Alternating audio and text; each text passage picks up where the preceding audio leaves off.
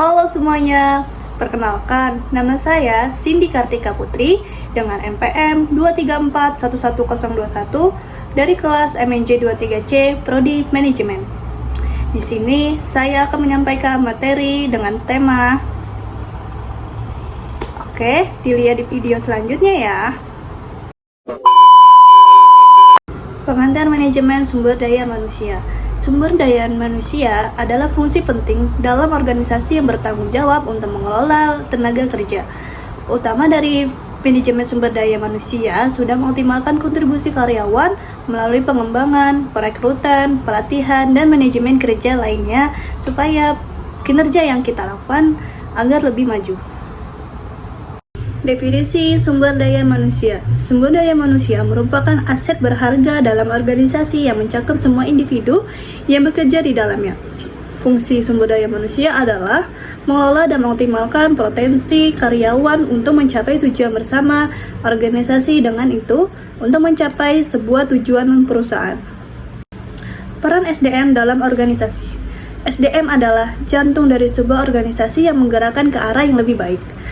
SDM memiliki peran yang krusial dalam organisasi, termasuk mengolah hubungan karyawan, merencanakan pengembangan karir, memastikan kepatuhan terhadap peraturan dan kebijakan, dan menciptakan lingkungan kerja yang sehat dan produktif.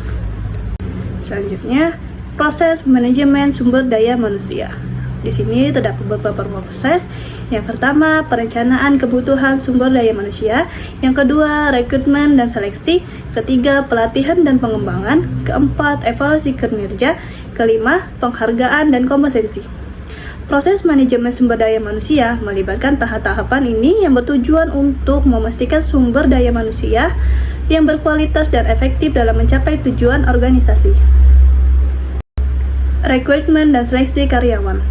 Proses rekrutmen dan seleksi karyawan penting untuk mendapatkan karyawan yang berkualitas dan sesuai dengan kebutuhan organisasi. Tahapan rekrutmen meliputi pengumuman lowongan, screening lamaran, dan wawancara. Kemudian, proses seleksi melibatkan penilaian kinerja dan tes potensi.